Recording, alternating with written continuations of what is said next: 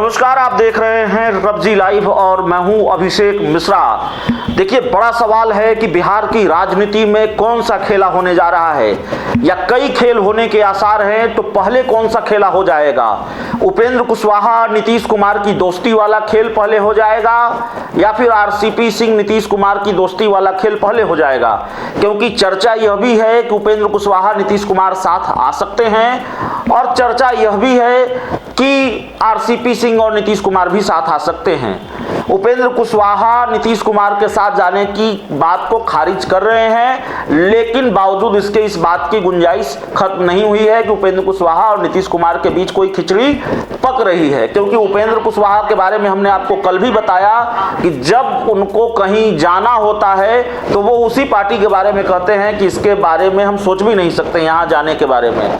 BJP के बारे में कहा था, हम सपने भी नहीं सोच सकते बीजेपी के साथ जाएंगे, बीजेपी के साथ ही चले गए।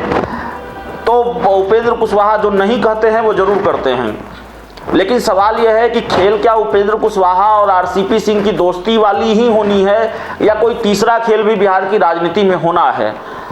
तो देखिए, जो नई जानकारी सामने आ रही है मीडिया रिपोर्ट्स के हवाले से और कुछ सूत्रों के हवाले से भी, वो नई जानकारी ये बताती है कि उपेंद्र कुशवाहा और नीतीश कुमार की दोस्ती वाला खेल, आरसीपी सिंह और नीतीश कुमार की दोस्ती वाला खेल, इसमें थोड़ा समय लग सकता है, वक्त लग सकता है। जो खेल जल्दी हो सकता है वो खेल ये है कि महीनों से जो मंत्रिमंडल विस्तार बिहार में अटका पड़ा है, लटका पड़ा है, वो मंत्रिमंडल विस्तार हो सकता है। और ये मंत्रिमंडल विस्तार महागठबंधन में एक नए सहयोगी को जोड़ने की कवायद के तौर पर भी इस मंत्रिमंडल विस्तार को देखा जा सकता है। मुकेश सहनी को सेट करने की प्लानिंग चल रही है, मुकेश सहनी को इंडिया गठबंधन या महागठबंधन में लाने की तैयारी चल रही है। और जो जानकारी मिल रही है, बात तकरीबन फाइनल हो चुकी है। तो मुकेश सहनी लोकसभा का चुनाव नहीं लड़ने जा रहे हैं, मुकेश सहनी राष्ट्रीय राजनीति की तरफ अभी नहीं जा रहे हैं, दिल्ली के बारे में भी नहीं सोचेंगे। मुकेश सहनी बिहार की राजनीति करेंगे और अपनी ताजपोशी के वो बहुत करीब पहुंच चुके हैं।